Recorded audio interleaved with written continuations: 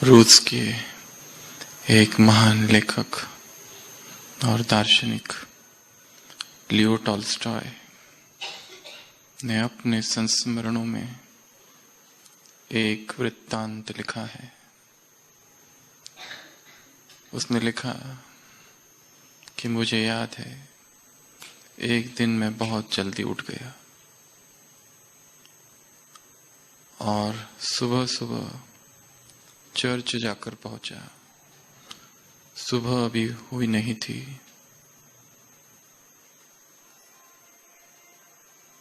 कोहरा छाया हुआ था। मॉस्को का वो शहर। और जैसे ही चर्च के अंदर प्रवेश करने गया, एक परिचित सी आवाज सुनाई दी। और जब वो आवाज सुनाई दी तो ध्यानपूर्वक सुना कौन है। अंदर से आवाज कह रही थी, हे प्रभु मैं पापी हूं, हे प्रभु मैं बेईमान हूं, हे प्रभु मुझे माफ कर दो। चर्च के गेट पर, द्वार पर खड़े रहकर लियो टॉल्स्टॉय वो आवाज सुन रहा था और उसने वो आवाज पहचान ली कि ये आवाज तो शहर का जो सबसे बड़ा धनपति है, सबसे अमीर व्यक्ति जो है और जिसे सब लोग धर्मवीर, दानवीर कहकर संबोधित करते हैं, समझते हैं, मानते हैं, ये उसकी आवाज है। इसने बड़े बड़े दान किए, बड़े बड़े धर्म के काम किए हैं, यहां तक कि ये चर्च भी इसी ने बनाया है। और ये व्यक्ति कह रहा है, मैं पापी हूं, हे प्रभु मैं कपटी हूं, हे प्रभु मुझे क्षमा कर दो। रिपेंट कर रहा है, पश्चाताप कर रहा है। वो वहीं खड़ा रहता है और उस व्यक्ति की, जो कि चर्च के अंदर प्रार्थना कर रहा है, प्रायश्चित कर रहा है, रो रहा है, आंसू बहा रहा है, उसकी वो सारी बातें सुनता है। प्रार्थना पूरी होती है, सुबह की पहली किरण फूटती है, प्रकाश होता है, वो व्यक्ति बाहर आता है और जैसे ही देखता है कि किसी और व्यक्ति ने मेरी प्रार्थना सुन ली, तो उस व्यक्ति को, लियो टॉल्स्टॉय को, वो धनपति कहता है, कहीं तुमने कुछ सुना तो नहीं? वो कहता है, हाँ मैंने तो सुन लिया। और लियो टॉल्स्टॉय ये भी सोचता है कि अभी भाग कर जाऊं शहर में और सबको बताऊं कि जिसको हम बहुत बड़ा समझते हैं वो तो ये भगवान से कह रहा था। तो वो व्यक्ति पूछता है, कहीं तुमने कुछ कहा तो नहीं, सुना तो नहीं? तो लियो टॉल्स्टॉय कहता है, मैंने तो सब सुन लिया। वो कहता है, खबरदार अगर ये बातें किसी से तुमने कही तो, क्योंकि ये मेरे और भगवान के बीच की बातें थी। अगर तुमने किसी से कहा तो तुम पर मानहानि का केस कर दूंगा। अभी अभी पश्चाताप कर रहा था, अभी अभी दुख व्यक्त कर रहा था, अभी अभी आंसू बहा रहा था और अभी अभी धमकी दे रहा है, पेंडुलम इधर से उधर स्विंग हो गया। कहता है, अगर एक भी बात तुमने किसी से कह दी तो देखना, क्योंकि सब लोग मुझे बहुत महान, श्रेष्ठ समझते हैं और तुम भी ऐसा ही समझो। रही बात, मैं अंदर जो बात कर रहा था वो मेरी अपनी थी, इससे मेरे बाहर के व्यक्तित्व से इसका कोई संबंध नहीं। लियो टॉल्स्टॉय ने अनुभव लिखा है कि व्यक्ति दो जीवन जीता है, दोहरा व्यक्तित्व है, डबल स्टैंडर्ड्स में जीता है। परंतु चर्च में, मंदिरों में, गुरुद्वारों में, मस्जिदों में जा जाकर वो सब कुछ बखान करता है जो वो है, जो उसने किया, परंतु बाहर सबसे छिपाता है। आज सुबह की अव्यक्त वाणी। इसी बात को बाबा ने याद किया है। संसार के लोग भी क्या करते हैं, क्या कहते हैं, मैं महान हूं, मैं श्रेष्ठ हूं, और मंदिरों में जाकर इष्ट देवताओं के सामने क्या कहते हैं, या भगवान के सामने क्या कहते हैं, मैं पापी हूं, मैं कपटी हूं, परंतु मंदिरों में जो हूं वही हूं,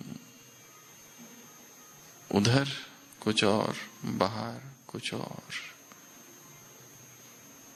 और मंदिरों में जो इष्ट देव देवियां है वो कौन है, हम।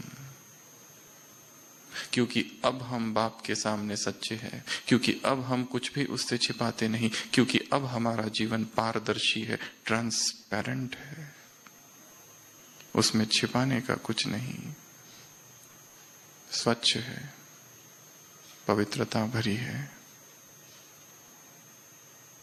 क्योंकि हम उस प्रभु पिता से अपने दिल का हाल, हम जो है जैसे है वैसे ही स्पष्ट करते हैं। इसलिए हमारे भक्त भी द्वापर से क्या करेंगे, हमारे सामने स्पष्ट रहेंगे। दुनिया के सामने भले कुछ भी उनका इम्प्रेशन हो, यहाँ पर मंदिरों में वो झूठ नहीं बोलते हैं। तो इस बात को आज बाबा ने याद किया। भक्त हमसे क्या मांगते हैं आज की मुरली से? क्या मांगते हैं? 5 चीजें मांगते हैं। कौन कौन सी? सफलता, शक्ति, विद्या और प्रसन्नता। सफलता, प्रसन्नता, संतुष्टता। यदि वो हमसे कुछ मांग रहे हैं, हम दे तभी सकेंगे जब वो वस्तु हम में है। शक्ति मांगते हैं, शक्ति हमारे अंदर हो तो ही हम दे सकेंगे। जो खुद ही रिक्त है शक्तियों से, वो नहीं दे पाएंगे। और शक्तियां संगम पर जमा करनी है, और हमारी शक्तियां सूक्ष्म है, योग की शक्तियां है, याद की शक्तियां है, याद की डोरी है। दूसरा, विद्या मांगते हैं, इल्म, ज्ञान। तो वो ज्ञान हमारे में भरपूर हो, हृदय में ज्ञान का अकाल न पड़ा हो, ज्ञान की सरिता बह रही हो निरंतर। तीसरा, प्रसन्नता। क्योंकि संसार के लोग दुखी है, अल्प बुद्धि है, निर्बल है और भिखारी है। मांगते भी है तो कितना मांगते हैं? थोड़ा मांगते हैं, ज्यादा नहीं मांगते हैं। एक बूंद मांगते हैं बस।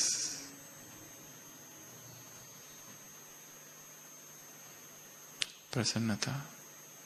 यदि हम खुद ही दुखी है, उदास है, अप्रसन्न है, तो हम दूसरों को प्रसन्नता शायद न दे पाए। फिर क्या मांगते हैं हमसे? संतुष्टता। हमारा क्या गायन है भक्ति मार्ग में? संतुष्टता की देवी, संतोषी माँ। किस शास्त्र में वर्णन है इस माँ का?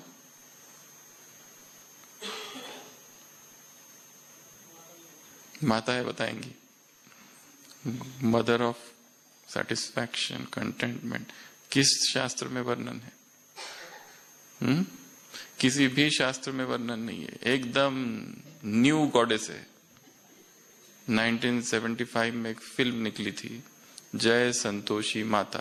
तभी से ये माता, ये देवी एकदम टॉप पर चली गई। इसके पहले इसका कोई गायन नहीं था, इसका कोई वर्णन नहीं था। कहीं कहीं थोड़ी बहुत पूजा होती थी, हल्की फुल्की। पर जब से ये फिल्म बनी 75 में, तो नॉर्थ इंडिया, उत्तर भारत में बहुत प्रसिद्ध हो गई ये देवी। लोग, माताएं फिल्म देखने जाती थी, पूजा का सामान साथ में ले जाती थी। और सिनेमा हॉल के बाहर जूते चप्पल बाहर रखती थी और फिर अंदर जाती थी। इसको सेलुलाइट गॉडेस कहा जाता है, डिजिटल गॉडेस, इलेक्ट्रॉनिक गॉडेस, एकदम मॉडर्न।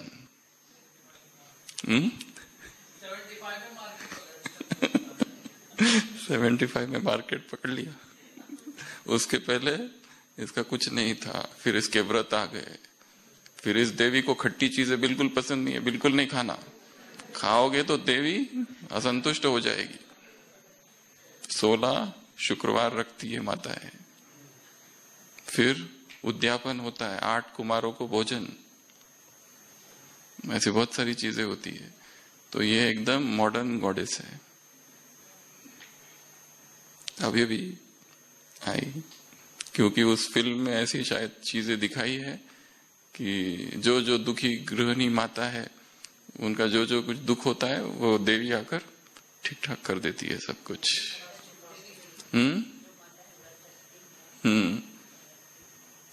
तो संतोषी माता का व्रत बड़ा प्रसिद्ध है। हाँ, उसमें किसी को दुख नहीं देना होता है जब जब वो व्रत रखा जाता है। बहुत सारी चीजें है उस व्रत में। तो वो किसका यादगार है? हमारा। और भगवान कह रहा है उसके बारे में, ये भी मत भूलो, भगवान याद कर रहा है। वो कहते हैं उस फिल्म का जो डायरेक्टर था, उसकी पत्नी थी, उसका ये संकल्प था कि ये देवी प्रसिद्ध होनी चाहिए। और कुछ कुछ मंदिर भी बने हैं उसके। तो वो यादगार किसका है? हमारा। हम संतुष्ट हैं, इसलिए दूसरों को संतुष्टता का वरदान, आशीर्वाद चित्रों से मांगते हैं, भीख मांगते हैं, दे दो, क्योंकि आत्माएं अतृप्त है, असंतुष्ट है। संसार की कोई भी वस्तु आत्मा को तृप्त नहीं कर सकती, क्योंकि संसार की वस्तुएं आदि अंत वाली है। और हर बार जैसे हमने कहा है, आत्मा अनंत है। अनंत की प्यास अनंत से ही बुझ सकती है। Infinite cannot be satisfied by anything which is finite. जो भी अंत वाली चीजें, आदि अंत वाली चीजें आत्मा को तृप्त कभी नहीं कर सकती। और सारी दौड़ और सारी प्यास और ये सारा भागना संसार में, संसार की आपाधापी आत्मा को अतृप्त कर देती है, क्योंकि आत्मा उससे तृप्त होती ही नहीं। चाहे कितना भी पालो, संसार में कितने भी संबंध बढ़ा लो, कितना भी संसार से प्यार प्राप्त कर लो, संसार में कितना भी विस्तार कर लो, संसार की भौतिक वस्तुएं कितनी भी जमा कर लो, संसार की कोई भी चीज, कोई भी वस्तु, कोई भी सामग्री, सामान आत्मा को कभी तृप्त नहीं कर सकता। आत्मा की तृप्ति अनंत में है। आत्मा की तृप्ति स्वस्वरूप में स्थित होने पर है। तो संसार की आत्मा ये 5 चीजें हमसे मांगती है। इन 5 ही चीजों में हम पूर्ण हो। शक्ति, विद्या, शक्ति को भरना है योग से, विद्या को भरना है ज्ञान के चिंतन से। ज्ञान का अर्थ उसके उपयोग में है। कम ही ज्ञान हो, परंतु उपयोग यदि कर लिया, उसकी सार्थकता अधिक है। बजाय इसके कि पॉइंट्स हमारे पास बहुत है, परंतु उसका उपयोग हम नहीं कर रहे हैं। ज्ञान थोड़ा सा, परंतु उसका उपयोग कर दिया। ज्ञान की सार्थकता उपयोग में है, ना कि केवल जमा करने में।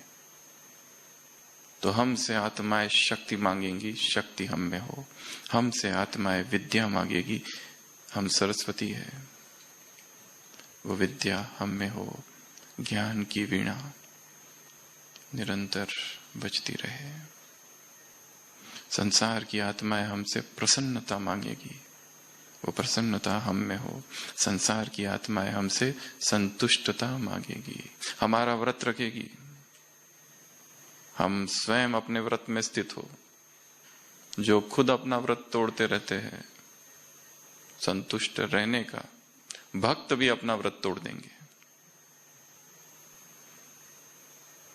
विधान बनाने वाले हैं लॉ मेकर्स। और क्या मांगती है? अल्पकाल की सफलता। ये कर दो, वो कर दो, नौकरी दे दो, इंटरव्यू में पास कर दो, कोई बीमारी आई है अभी अभी, नहीं, इस बीमारी से ठीक कर दो, दर्द हो रहा है, दर्द से ठीक कर दो। छोटी छोटी संसार की चीजें मांगती है, भौतिक चीजें मांगती है, देह से संबंधित चीजें मांगती है। अल्प बुद्धि है, निर्बल है और भिखारी है। तो क्या कहा आज बाबा ने? कौन किससे देख रहा है? किसको देख रहा है? कौन किसको देख रहा है? बाप बच्चों को। कौन सा बाप कौन से बच्चों को देख रहा है? विश्व रचयिता बाप किस विश्व की रचना करता है वो, उसे क्रिएटर कहा जाता है। वो ऐसे एक विश्व की रचना करता है जो एकदम नवीनतम है, एकदम नया है। ऐसे विश्व की रचना करने वाला है।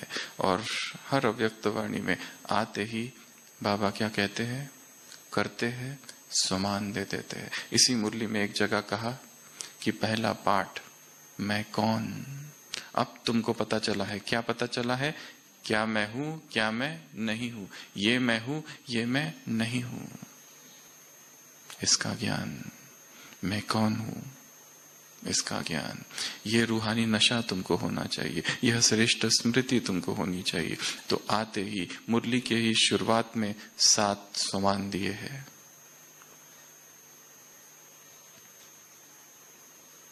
सोमान का अभ्यास, गहराई से अभ्यास और सोमान में स्थित हो जाना, हायर कॉन्शियसनेस में। एक शक्तिशाली संकल्प है, मैं आत्मा इस सृष्टि का केंद्र हूं। मैं आत्मा इस सृष्टि का केंद्र बिंदु हूं। जैसे ये धरती है, धरती के बीचों बीच मैं खड़ी हूं और मुझसे किरणें प्रवाहित हो रही है और मुझसे किरणें दूर दूर तक जा रही है और मुझसे किरणें वहां तक पहुंच रही है जो वर्तुल है। वर्तुल पर जो आत्माएं है, ऑर्बिट पर, बहुत दूर संसार में खोई हुई, दुखी है, उदास है, पीड़ा में है, दर्द में है। मुझ आत्मा से शक्ति की किरणें, विद्या की किरणें, प्रसन्नता की किरणें, संतुष्टता की किरणें और सफलता की किरणें उन आत्माओं तक पहुंच रही है। I am the centre of the universe. मैं इस सृष्टि का केंद्र हूं। सबकी आंखें मेरी तरफ, सारा संसार मुझे देख रहा है। मैं किसी एक कोने में नहीं हूं, किसी एक भारत में, किसी एक आबू में, किसी एक मधुबन में बैठा नहीं हूं। कहां हूं? केंद्र हूं। और सारी सृष्टि मेरे इर्द गिर्द है, सारी कायनात मुझे देख रही है। मेरा हर संकल्प, मेरा हर कर्म, मेरी हर क्रिया क्या बनाने वाली है? विधान, लॉज। क्या बनने वाला है? यादगार, मेमोरियल। सब मुझे देख रहे हैं, सबकी आंखें मुझ पर गड़ी हुई है। मैं सृष्टि का केंद्र हूं। इस स्वमान का अभ्यास करना, अमृत वेला, 1 हफ्ता, कि मुझसे अनंत किरणें फैल रही है, शक्तियां फैल रही है। मैं ज्योतिर्मय केंद्र हूं,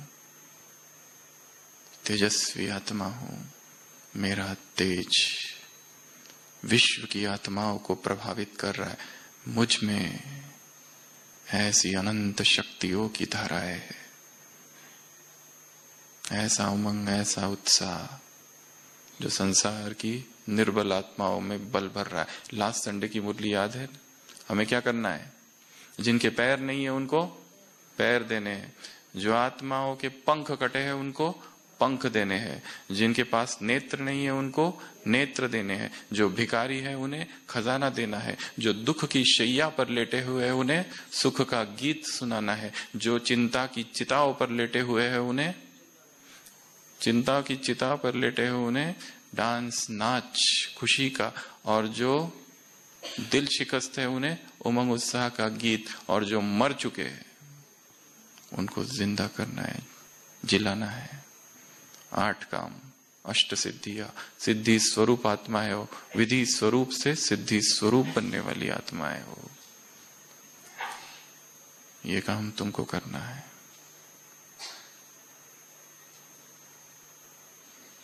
तो सबसे पहला सोमान,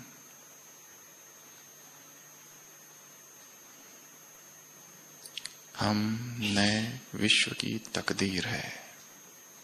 कौन है? नए विश्व की तकदीर। कैसी रिच लैंग्वेज है,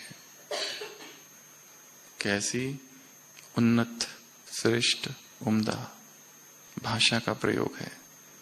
तुम विश्व की तकदीर हो, तुम भाग्यवान आत्माएं कौन हो? विश्व की, नए विश्व की तकदीर हो। ये सबसे पहला सम्मान कि मैं आत्मा, मैं भाग्यशाली आत्मा, मैं भाग्यवान आत्मा। विश्व रचयिता बाप अपने भाग्यवान बच्चों को देख रहे हैं जो कौन है? नए विश्व की तकदीर। हम वो है, वो हम में ये सब देख रहा है। इतनी ऊंचाई हम में छिपी हुई उसे दिखाई दे रही है। हम वो चीजें नहीं जानते अपने बारे में जो वो जानता है। हमें शायद अपने बारे में कुछ भी नहीं पता, वो सब कुछ जानता है। महाभारत में दिखाया है, महाभारत के निर्णायक युद्ध से पहले श्री कृष्ण और कर्ण का संवाद है, और श्री कृष्ण उसे कहते हैं, क्या तुमने कभी अपने जन्म के बारे में सोचा है? कर्ण कहता है, नहीं, मैं तो राधे हूं, सूत पुत्र हूं। वो कहता है, कृष्ण कहते तुम राधे नहीं हो। 5 महारथी तुम्हारे भाई है और एक क्षत्राणी क्षत्रिय राज माता तुम्हारी माँ है। तब कर्ण उनके चरणों में गिरता है और कहता है, हे केशव, मुझसे अपना परिचय कराओ। कितना अच्छा वाक्य है। हे गोविंद, मैं कौन हूं मुझे तुम बताओ, मैं नहीं जानता अपने आप को। और तब वो परिचय कराते हैं। बाबा से कहो, बाबा मैं कौन हूं तुम बताओ, मैं अपनी ही महानताओं को भूला हुआ हूं, मुझे अपना परिचय कराओ। मैं कौन, मैं ये हूं और क्या नहीं हूं। जो मैं दिखा रहा हूं शायद मैं वो नहीं हूं, और जो मैं हूं वो केवल तुम जानते हो, और जो मैं हूं वो शायद छिपा हुआ है। मुझसे अपना परिचय कराओ। Who am I? तो सबसे पहला सवाल, हम भाग्यवान आत्माएं कौन है? विश्व की, नए विश्व की तकदीर। दूसरा सवाल,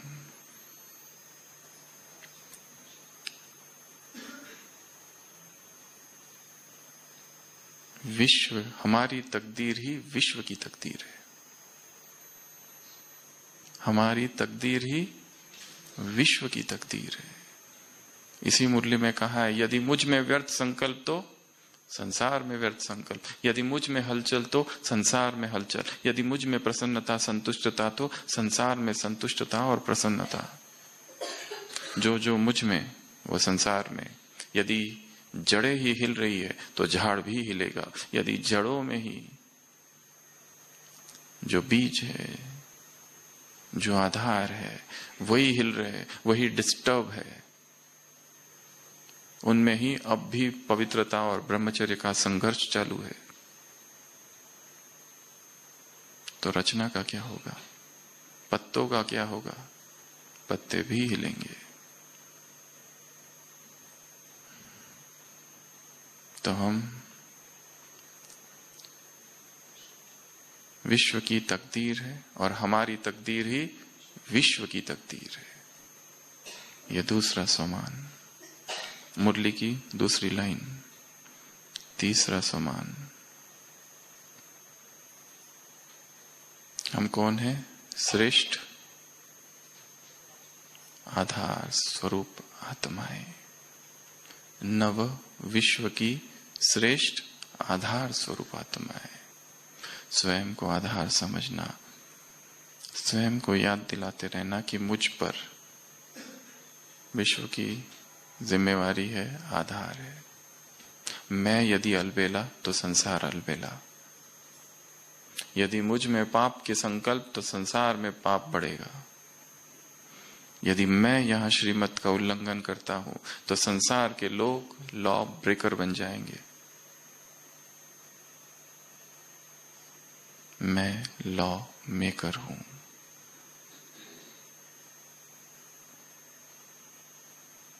तीसरा सोमान आधार। चौथा सोमान मैं विशेष कौन सी आत्मा हूं? नए विश्व की अधिकारी आत्मा हूं। मैं विशेष नए विश्व की अधिकारी आत्मा हूं।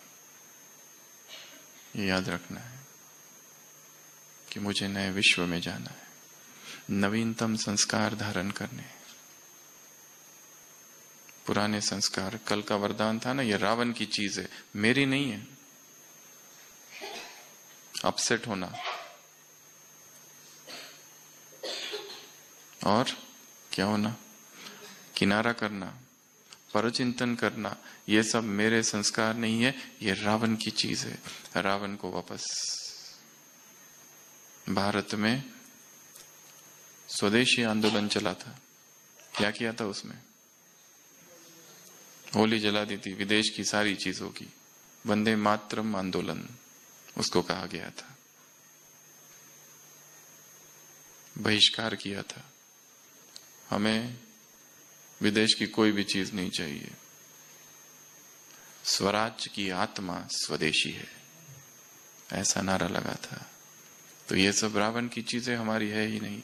ये सारे संस्कार घृणा के, नफरत के, ईर्ष्या के, द्वेष के, आत्मग्लानि के, अपराध भाव के, गिल्ट कॉन्शियसनेस के, सेल्फ विक्टिमाइजेशन के मेरे नहीं है, रावण के है। रावण की चीज रावण को। तो चौथा सोमान कौन सा हुआ? मैं विश्व की विशेष अधिकारी आत्मा हूं। अगला सोमान नव जीवन, नव विश्व का नव निर्माण करेगा। हमारा नया जीवन क्या करेगा? नए विश्व का निर्माण करेगा। सब समान जैसे है परंतु थोड़ा थोड़ा अंतर है। यहां जीवन की बात है। संपूर्ण जीवन हमारा जो है वो नए विश्व का निर्माण करेगा। तो जीवन हमारा कितना श्रेष्ठ हो, कितनी सूक्ष्म उसमें महानताएं छिपी हो। हम वो जो एकांत में है और जो सबके सामने है, एक हो। कुछ भी छिपाने की आवश्यकता नहीं। ऐसा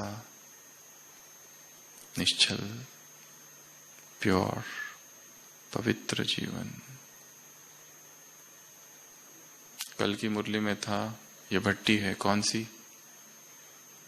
याद की, प्यार की, बाप के प्यार की भट्टी। ये भट्टी है याद की।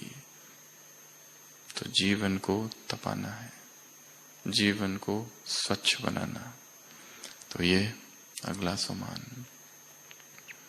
उसके बाद में हम आत्माएं जो कलियुगी दुखी संसार है उसको क्या बनाने वाले हैं? श्रेष्ठ, सुखी, सतोप्रधान। ये दृढ़ संकल्प की उंगली से इस दुख के पहाड़ को उठाना है। हम वो आत्माएं हैं। जहां दुख है, जहां दर्द है, इस दुख दर्द के संसार को मिटाकर नया संसार स्थापन करना हमारा काम है। हमारे दृढ़ संकल्प से होगा और सारा कुछ संकल्प पर आधार है। और लास्ट सोमान, हमारा सहजयोगी राजयोगी जीवन क्या करने वाला है? हमारे सहजयोगी राजयोगी जीवन का हर संकल्प, हर कर्म नए विश्व का क्या बनेगा? विधान। अर्थात हम कौन है? विधि विधाता।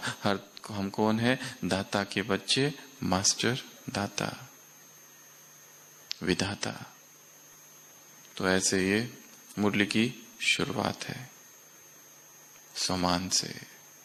अगर गहराई से देखो तो कितनी ऊंची इसमें बातें हैं, कितनी सूक्ष्म बातें हैं। किस प्लेटफॉर्म पर खड़ा होकर स्पीकर बोल रहा है, कहां बैठकर वो ये ऊंची ऊंची बातें सुना रहा है। वो जो विश्व अभी कहीं दिखाई नहीं दे रहा है, वो सतयुग जिसकी कोई चर्चा नहीं संसार में, जहां परस्पर संघर्ष चालू है, पार्टियों में, राजनीति में, धर्म में, विज्ञान में, वहां भगवान कौन सी बातें कर रहा है?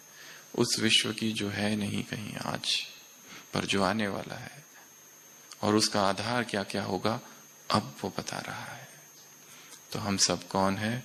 उस विश्व की तकदीर। हमारी तकदीर ही विश्व की तकदीर। हम कौन है? आधार स्वरूप। हम कौन है? अधिकारी आत्माएं। हम कौन है? नया जीवन से नया विश्व बनाने वाली आत्माएं। हम कौन है? सुखमयी संसार स्थापन करने वाली आत्माएं। हम कौन है? अपने जीवन से जो हमारे संकल्प है वो विधान बनने वाले, लॉ बनने वाले हैं। तो इतनी ऊंची आत्माएं हम है। लॉ कुछ चीजों से बनेगा। अभी हमारे जीवन में जो कुछ है उसके आधार से लॉ बनेगा। कौन कौन सी चीजों से लॉ बनेगा? विधान मुरली में नहीं है, ऐसे पूछ रहे। हमारी अब की कौन सी बातें हैं जिससे विधान बनेगा? 21 बातें हैं। संकल्प, बोल, कर्म। सबसे पहला है संकल्प। किस तरह के विचार, किस तरह के संकल्प मन में आते हैं?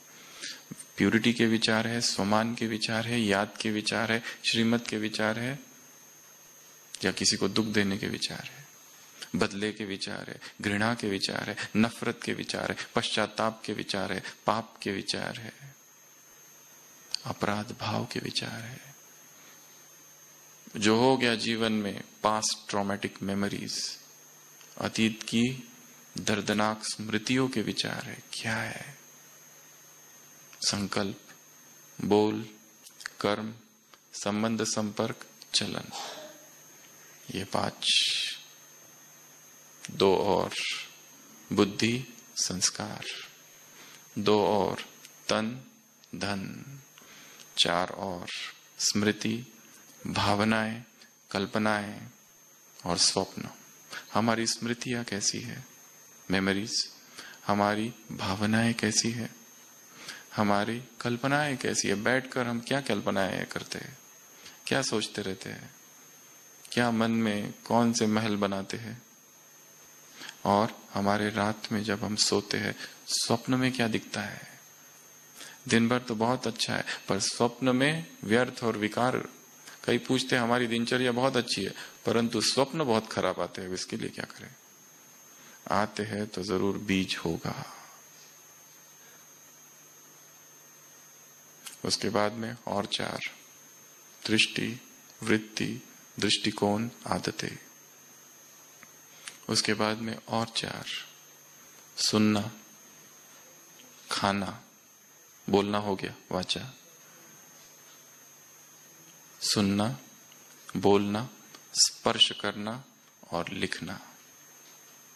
क्या लिखा जा रहा है? इन हाथों से भगवान का श्रेष्ठ ज्ञान लिख रहे हैं या व्हाट्सएप पर व्यर्थ एसएमएस टाइप कर रहे हैं? क्या टाइपिंग हो रहा है? रूठना रूसने की बातें लिखी जा रही है कि और कुछ लिख रहे हैं? ये सभी बातों के आधार पर क्या होगा? विधान बनेंगे। तो सबसे पहले तो 7 सोमान, उसके बाद में 5 कार्य जो भक्त हमसे मांगेंगे, उसके बाद में हमारी और 4 चीजें मुरली से। हाथ में क्या है? ताज कौन सा है? तख्त और तिलक। हाथ में क्या है? और कौन सा हाथ? श्रेष्ठ मत रूपी हाथ में क्या है? विश्व का गोला, वो मक्खन हाथ में है, अर्थात मत, अर्थात विचार।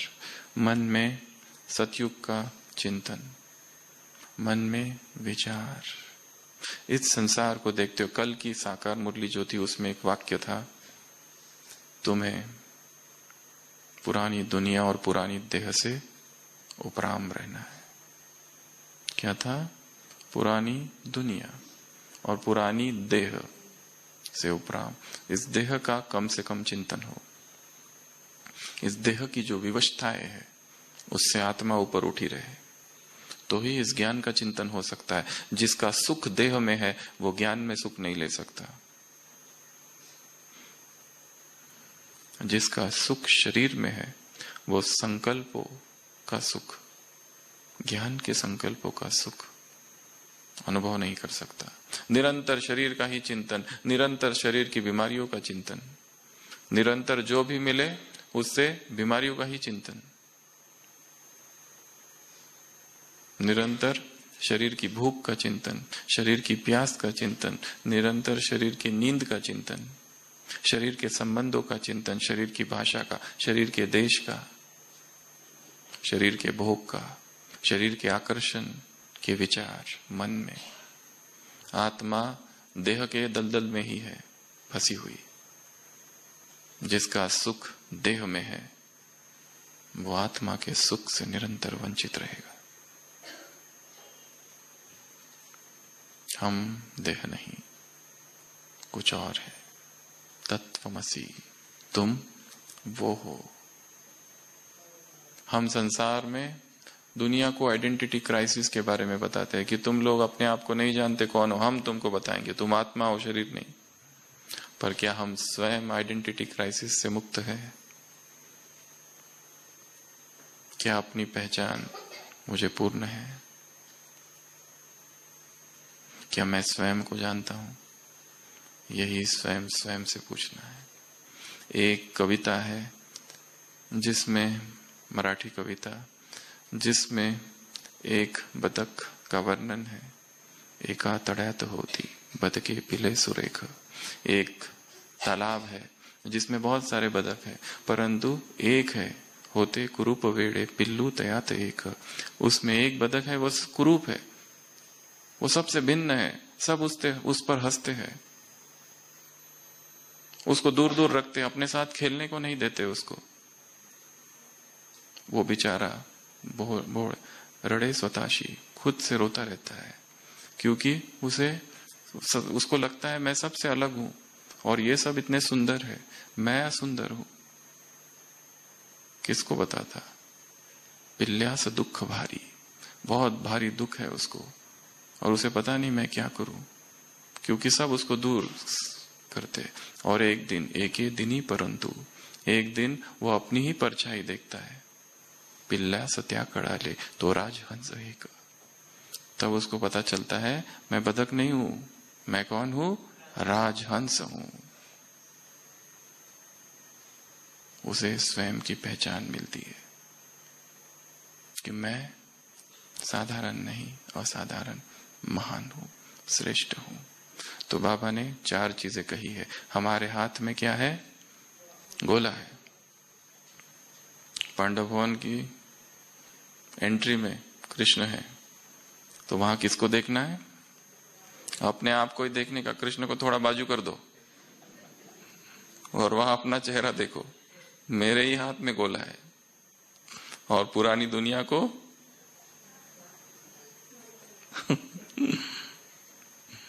पुरानी दुनिया से वैराग, सूक्ष्म वैराग, यहाँ की चीजों से, यहाँ की वस्तुओं से, यहाँ के संबंधों से, यहाँ की बातों से, यहाँ के पद से, यहाँ की संपत्ति से, यहाँ की हर वस्तु से ध्यान उधर, आने वाली नई दुनिया की तरफ। तो ये पहला। दूसरा, ताज कौन सा है? लाइट का क्राउन। ताज कौन सा है? ताज कौन सा है? प्यूरिटी की महानता का ताज। सबने पहना है। ये अच्छा अभ्यास है। चलते फिरते दिन भर क्या करना है? सोचना है मैंने ताज पहन के रखा है, और भगवान ने अमृत वेला ताज पहनाया है। सुबह सुबह भगवान ने ताज पहना दिया। कौन सा? पवित्रता का ताज। और सारे दिन भर पहना हुआ हो, बीच बीच में हाथ लगा के देखना ठीक ठाक तो है। फिल्म की एक्टिंग जो करते हैं, फिल्मों में जो काम करते हैं, अगर कोई सीन का शूटिंग होता रहता है और एक शूटिंग हो गया तो तुरंत वो दूसरा आ जाता है, मेकअप करने वाला ठीक ठाक करता है, आईना रखता है और ठीक करता है। फिर शूटिंग होती है, फिर 5 मिनट के बाद फिर मेकअप वाला आता है, फिर ठीक करता है, इधर उधर कुछ कुछ करता है। कितना ध्यान रखते हैं, 5-5 मिनट में मेकअप ठीक करते हैं। तो हमें भी क्या करना पड़ेगा? यहां पर भी फिल्म की शूटिंग हो रही है, मूवी रिलीज हो जाएगी सतयुग में, जो करना है अभी चेंज कर सकते हैं। एक बार मूवी बन गई और रिलीज हो गई, बाद में कोई चेंज नहीं होगा, अभी कर सकते हैं। अभी तैयारी चालू है, शूटिंग अब हो रही है। तो बार बार देखना है कौन सा ताज? पवित्रता की महानता का ताज, लाइट का ताज। ये ताज स्वयं भगवान ने हमको पहनाया, किसी मनुष्य ने, किसी देहधारी ने नहीं। ऐसी निष्कंटक पवित्रता, निर्बाध निर्विघ्न पवित्रता, ताज निरंतर पहनाओ। तो ये भी समान है और ये भी एक ड्रिल है। अमृत वेला उठते ही संकल्प क्या करेंगे? भगवान ने आकर राज्याभिषेक कर दिया उठते ही। अभी तैयार भी नहीं हुए थे और वो खड़ा ही था थाली लेकर, सीधा ताज रख दिया और विजयी भव तिलक लगा दिया। अब जिसकी दिन की शुरुआत ऐसी है, उसका दिन कैसा होगा? व्यर्थ में जाएगा? शरीर के आकर्षण में जाएगा? शायद नहीं, और कभी नहीं। तो पहला हाथ में गोला, दूसरा ताज, तीसरा तिलक। कौन सा तिलक? उसका वर्णन मुरली में नहीं है, परंतु कौन सा तिलक? स्मृति का तिलक। कौन सा तिलक? आत्म स्मृति का तिलक। दूसरा विजय का तिलक। तीसरा स्वराज्य अधिकार का तिलक। चौथा सफलता का तिलक। पांचवा कामयाबी और सफलता ही की है। कौन सा तिलक लगा लेना है सुबह सुबह? आत्मिक दृष्टि का तिलक, याद का तिलक। कल की वाणी थी, कल या परसों, तुम्हें केवल कल ही, तुम्हें केवल अमृत वेला बैटरी चार्ज नहीं करनी है। कब चार्ज करनी है? उठते बैठते चलते फिरते आत्मा की बैटरी चार्ज करते रहना है। दिन भर चार्ज करते रहो, चार्ज भी करते रहो। और जैसे बाप ज्ञान का सागर है, तुम भी ज्ञान के सागर हो। इसलिए तुम्हें क्या करना है? बाप क्या करता है? सबको करंट देता है, सर्च लाइट देता है, सकाश देता है, लाइट देता है। 4 शब्दों का प्रयोग था। बाप एक एक आत्मा को सकाश देता है, बाप एक एक आत्मा को सर्च लाइट देता है, करंट देता है, लाइट देता है। तुम्हें भी जब भी किसी को देखो तो क्या देखो? आत्मा। जब तुम किसी को आत्मा देखते हो तो उसको करंट देते हो। अव्यक्त महावाक्य है बाबा के, इन्वर्टेड कॉमा। जब तुम किसी को आत्मा देखते हो तो उसे करंट देते हो। और एक सूक्ष्म चीज हो जाती है, जब जब हम किसी को आत्मा देखेंगे तो उस आत्मा के हमारे साथ जो हिसाब किताब है वो कम होते जाएंगे। जिन आत्माओं के साथ हमारे बहुत कड़े हिसाब है, चाहे हम कुछ भी करें वो हमारे विरोध में ही खड़े हैं, चाहे हमारी कितनी भी शुभ भावना है उनके प्रति, पर उन्होंने भी कसम उठा के रखी है कि बद्दुआ है तो देकर रहेंगे। ऐसों का क्या करे, बार बार उन्हें आत्मा देखना, बार बार उन्हें आत्मा देखना। तो हम उन आत्माओं को करंट देंगे और हमारे जो कार्मिक अकाउंट्स है, हमारे जो हिसाब है, वो धीरे धीरे कम होते जाएंगे, चुकतू होते जाएंगे। ये भी एक विधि है। तो जैसे बाप सबको आत्मा देखता है और करंट देता है, तुम भी देखो। तो तिलक, और फिर है तख्त। कौन से तख्त? एक तो अकाल तख्त, दूसरा भगवान का दिल तख्त, और तीसरा विश्व राज्य का तख्त, और चौथा तीन ही है अभी। तो तख्त पर बैठे रहना है। जो अकाल तख्त पर है वो भगवान के दिल तख्त पर है, और वही स्वराज्य तख्त पर भी रहेंगे, विश्व राज्य तख्त पर भी रहेंगे। तीनों तख्त में बैठने का अभ्यास। तो ये 4 बातें इसी मुरली में आई है। उसके बाद यही ज्ञान का सार है, यही ज्ञान सागर के ज्ञान का सार है, जिसकी हम चर्चा कर चुके हैं कि क्या कहा, ये मैं हूं और ये मैं नहीं हूं। निरंतर स्वयं से प्रश्न पूछते रहना है, मैं कौन हूं? जो मैं दिखा रहा हूं वो हूं या और कुछ हूं? मेरा वास्तविक स्वरूप क्या है? मेरी वास्तविक नेचर क्या है? मेरे वास्तविक ओरिजिनल संस्कार क्या है? ये निरंतर स्वयं से प्रश्न पूछते रहना है कि ये जो वर्तमान में सामने दिखाई दे रहे, ये मेरे नहीं, ये डिनाय है, ये रावण के है, इनको हटाओ, इनको जला दो। ये भी एक योग का अभ्यास है। अमृत वेला जैसे वो स्वदेशी आंदोलन था, उसमें क्या किए थे, कपड़े जला दिए थे विदेश के सारे। वैसे अमृत वेले आग प्रकट करनी है, एक अदृश्य आग, और उसमें रोज ऐसे वो संस्कार रूपी कपड़े डाल देने हैं जो मेरे है नहीं, जो रावण के है, जिनसे संघर्ष चालू है नित्य निरंतर। हम नहीं चाहते कि वो संस्कार हम में हो, परंतु फिर भी पता नहीं कहां से प्रकट हो जाता है, अचानक आ जाता है। उन कपड़ों को जमा करके रखना है, रात में ही अलग से निकाल के रख देना, ताकि सुबह सुबह ढूंढना ना पड़े किसको जलाना है। थैली में डाल के, झोली में डाल के रात में ही अलग से रख देना कि ये वो संस्कार है जो मुझे बहुत तड़पाते हैं। ऊपर से तो बहुत अच्छे लगते हैं, परंतु अंदर से बड़े दुख देते हैं। अब इनको सुबह सुबह उठते ही डाल दो आग में, और केवल आग में डाल के चले नहीं जाना, देखना है आग की लपटों को जल रहे हैं। और राख को क्या करेंगे, हो सकता है राख से फिर प्रकट हो जाए, क्योंकि बड़े कठोर है, बड़े उपद्रवी संस्कार है, कुछ भी कर सकते हैं। वो फिनिक्स पक्षी होता है, जल के मरता है, राख से फिर प्रकट होता है। वैसे फिनिक्स पक्षी की तरह वो संस्कार प्रकट ना हो जाए, तो राख को क्या करना है, सागर में डाल देना है, सागर की अतल गहराई में खो जाए, समाप्त हो जाए। तो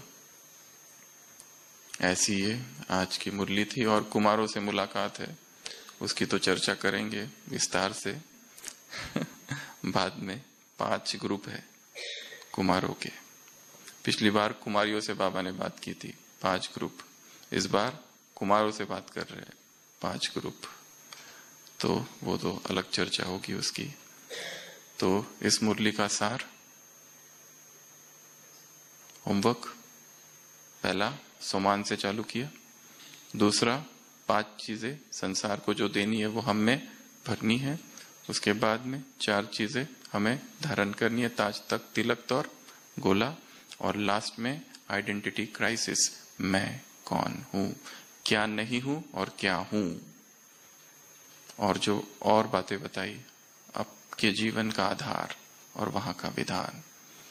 ऐसे कैसे बोलते जाओ। नए विश्व की तकदीर आत्माओं को, ऐसे प्रसन्नचित आत्माओं को, ऐसे विधि विदाता आत्माओं को, ऐसे दाता के बच्चे मास्टर दाता आत्माओं को, ऐसे संकल्प और कर्म से विधान बनाने वाली आत्माओं को, ऐसे सफलता मूर्त आत्माओं को, ऐसे संतुष्टता की देवी, मॉडर्न देवी, सेल्यूलॉइड देवी, लास्ट तो फास्ट देवी हाँ, ये देवी एकदम आ गई और बाकी सब देवियों को पीछे डाल दिया इसने। दुर्गा, काली, सबको पीछे डाल दिया था जब ये आई थी। एकदम पावरफुल देवी निकली तो संतोषी माता, और ऐसे ऐसे ऐसे पवित्रता का ताज पहनने वाली आत्माओं को, पवित्रता की महानता, ऐसी तिलकधारी आत्माओं को, ऐसे हाथ में विश्व का गोला धारण करने वाली आत्माओं को, ऐसे तख्त नशीन आत्माओं को, ऐसे ऐसे कैसे, ऐसे जो भगवान के सामने जो है वही बताने वाली आत्माओं को, झूठ बोलने वाली आत्माओं को नहीं, ऐसे विजयी आत्माओं को, ऐसे ऐसे स्पष्टवादी आत्माओं को, ऐसे प्रामाणिक आत्माओं को, ऐसे विश्व अधिकारी आत्माओं को, ऐसे सतयुगी संसार बनाने वाली आत्माओं को, इस दुखी संसार को सुखी बनाने वाली आत्माओं का श्रेष्ठ संकल्प की उंगली देने वाली आत्माओं को, ऐसे नए मैं कौन की स्मृति रखने वाली आत्माओं को, ऐसे रूहानी नशे में रहने वाली आत्माओं को, ऐसे श्रेष्ठ स्मृति में रहने वाली आत्माओं को, ऐसे लॉ मेकर आत्माओं को, ऐसे विश्व की आधार मूर्त आत्माओं को, ऐसे विधि से विधान बनाने वाली आत्माओं को, ऐसे विश्व का नवनिर्माण करने, और सब एक ही हो गया ये आधार स्वरूप आत्माओं को, और dash dash dash dash dash और